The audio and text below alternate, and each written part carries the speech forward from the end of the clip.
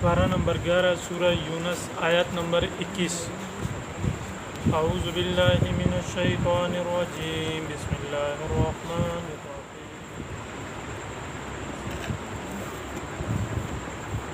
اس سے ماقبل آیت میں جو مکہ کے منکرین مشرکین تھے، انہوں نے آپ صلی اللہ علیہ وسلم سے منچائی معجزے کا مطالبہ کیا تھا کہ جس طرح اللہ رب العزت نے ماقبل قوموں کی فرمائش کے مطابق ایک گابن اونٹنی ایک پتھر سے نکال کر دکھائی تھی، یا رسول اللہ اگر آپ چاہتے ہیں کہ ہم ایمان لے آئیں تو آپ اللہ سے دعا کریں کہ اللہ رب العزت یہ مکہ کے پہاڑوں کو یا تو سونا بنا دے اور یا ان پہاڑوں کو ختم کر کے یہاں پر باغات بنا کر ان میں بہتی ہوئی نہریں چلا دے تو ہم ایمان لے آئیں گے۔ اس کا جواب اللہ رب العزت نے دیا آپ صلی اللہ علیہ وسلم کے ذریعے کہ فَقُلْ إِنَّمَا الْغَيْبُ لِلَّهِ فَانْتَظِرُوا۔ اگر اللہ رب العزت ایسے چاہتے ہیں تو ہو جائے گا، اگر نہیں چاہتے تو نہیں ہوگا، مجھے اس کا کوئی علم نہیں، لہٰذا اپنے مطالبے کا تم بھی انتظار کرو اور میں بھی تمہارے ساتھ انتظار کرنے والا ہوں۔ اللہ رب العزت فرما رہے ہیں کہ اگر ہم ان کی ان نفسانی خواہشات کے مطابق معجزے کو لے بھی آئیں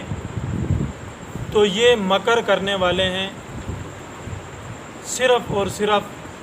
آپ صلی اللہ علیہ وسلم کو کسی نہ کسی طریقے سے جھوٹا ثابت کرنے کے لیے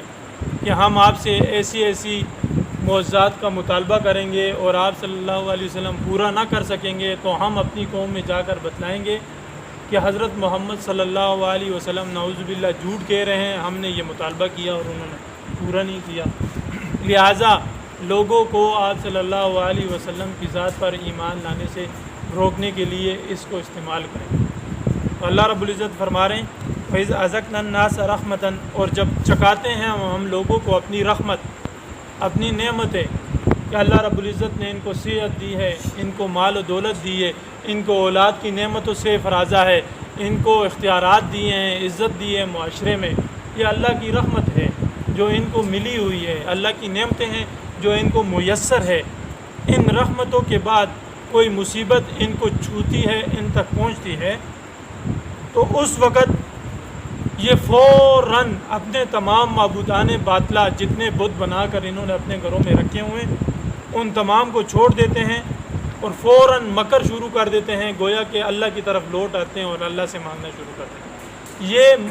دل سے نہیں مانگتے، یہ ہیلا کرتے ہیں، مکر کرتے ہیں۔ اذا لہم مکر فی آیاتنا، جب اس وقت بنا لیتے ہیں فوراً ہیلا مکر ہماری آیتوں کے ساتھ یہ مذاق کرتے ہیں، تو آپ صلی اللہ علیہ وسلم فرما دیجئے ان سے کہ اللہ بھی عن قریب تم سے مکر کرنے والا ہے۔ اور اللہ رب العزت فرما رہے ہیں کہ بے شک انا رسولنا یکتبون ما تمکرون، اور ہمارے فرشتے لکھ رہے ہیں جو ہیلا بازی، جو مکر بازی تم اللہ کے ساتھ کر رہے ہو۔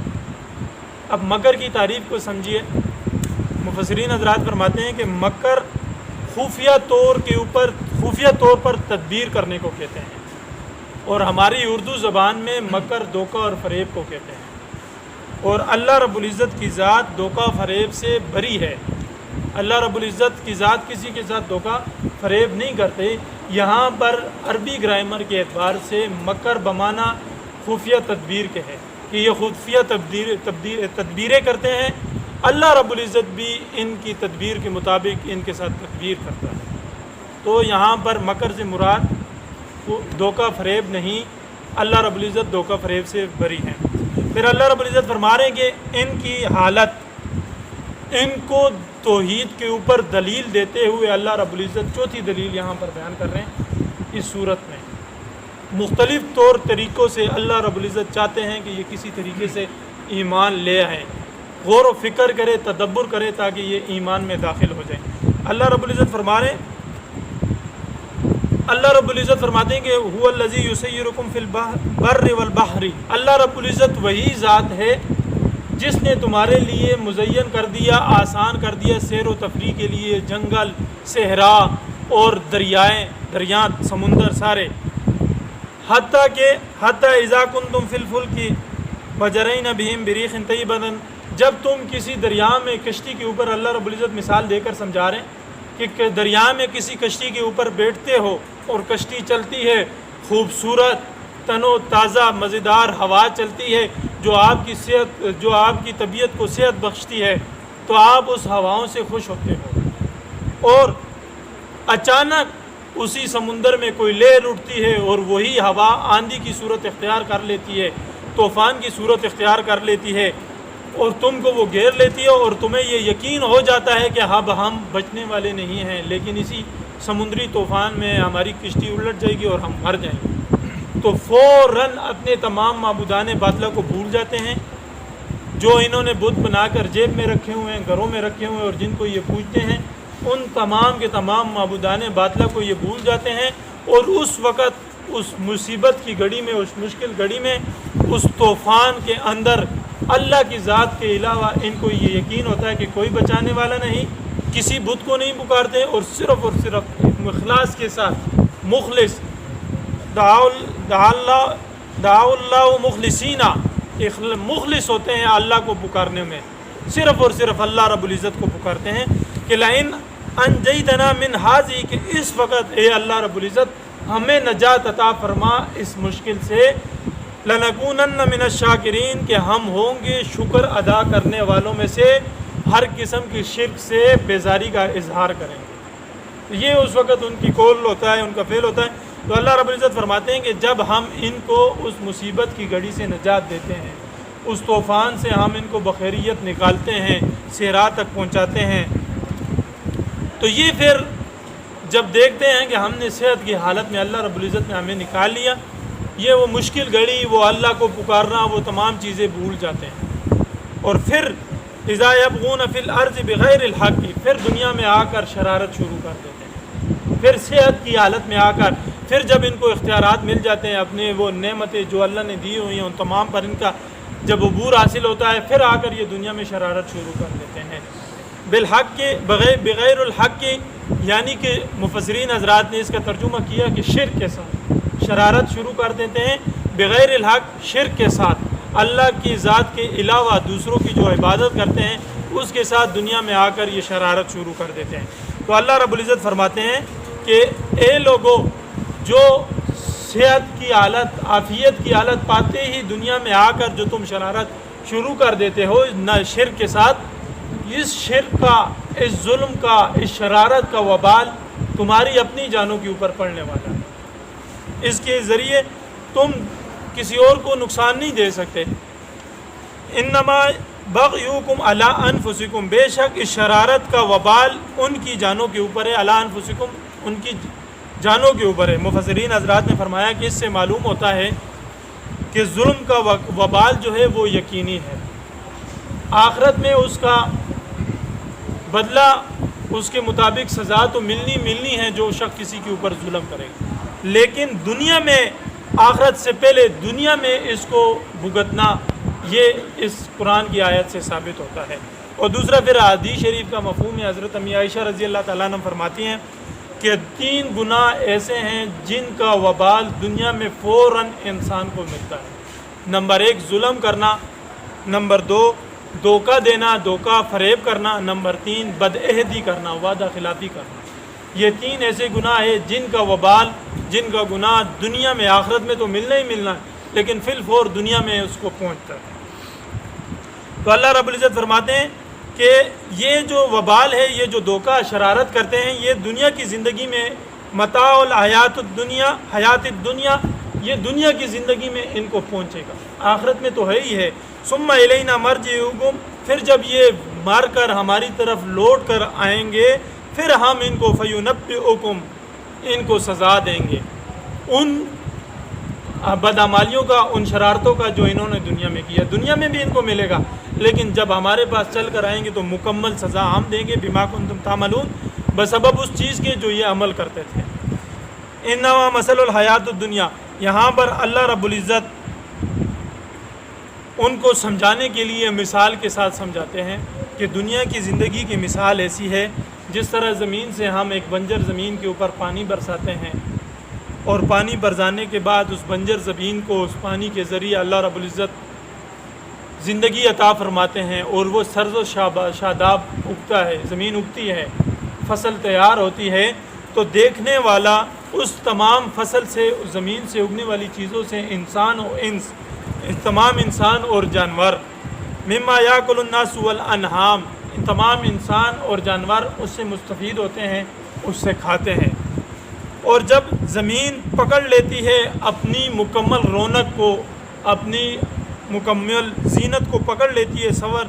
تو اس کا مالک یہ گمان کرتا ہے کہ یہ میری محنت ہے، میری کی ہوئے ہاتھوں کی محنت ہے، اس سے میں پھل اٹھاؤں گا، اس سے میں نفع اٹھانے والا ہوں۔ تو اللہ رب العزت فرما رہے ہیں کہ جو انسان ماقبل آیت میں جو فرمایا اذا هم یبغون فی الارض، جو شرارت کرتے ہیں زمین کے اندر، ان کی ان بدعمالیوں کی بدولت اللہ رب العزت آتا امرنا،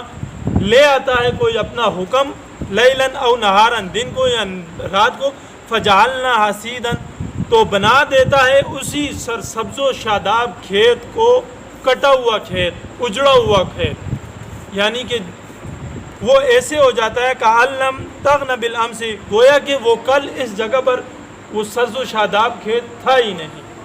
اس طرح اللہ رب العزت اس کو کر دیتا ہے، یہ ان کی بدعمالیوں کی وجہ سے ہوتا ہے۔ تو اللہ رب العزت نے دنیا کی جو سزا کی مثال ایک بیان کر دی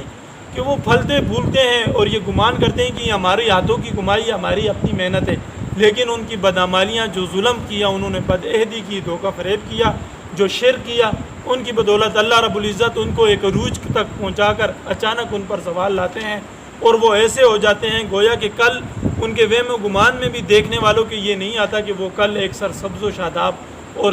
زیب و زینت والی کھیتی تھی، نظر آنے والی تھی۔ اللہ رب العزت ایسے کٹا ہوا کھیت بنا دیتے ہیں۔ اللہ رب العزت فرماتے ہیں کذالک نفصل الآیات لقوم یتفکرون، یہ آیتیں ہم بیان کر رہے ہیں، یہ نشانیاں ہیں واسطے مستفیدین کو،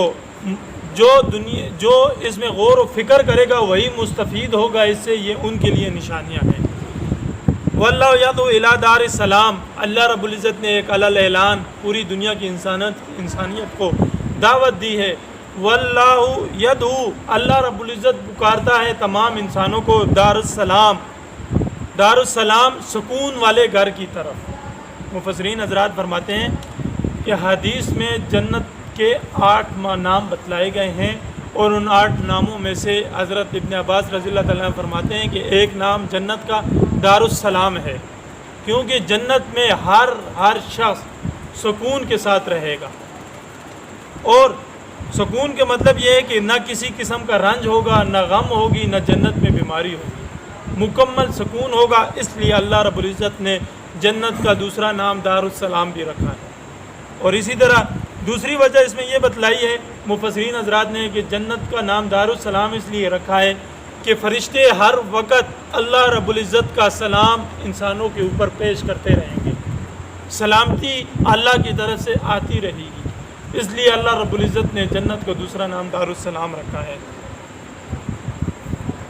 پھر اللہ رب العزت فرماتے ہیں واللہ یدعو الی دار السلام، اللہ رب العزت پکارتا ہے تمام انسانوں کو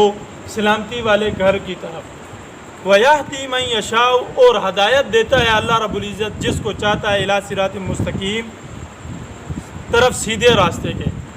اب مفسرین حضرات نے بیان فرمایا کہ اللہ رب العزت نے دار الاسلام کی طرف، جنت کی طرف جو دعوت دی ہے وہ عام ہے، لیکن ہدایت اس شخص کو دیتا ہے جس کو اللہ رب العزت پسند کرتا ہے، جس میں انابت والی، جس میں عاجزی، انکساری یہ ہوں گی، رحم کرنا، عاجز رہنا، معاف کرنا، یہ خصوصیات یہ جن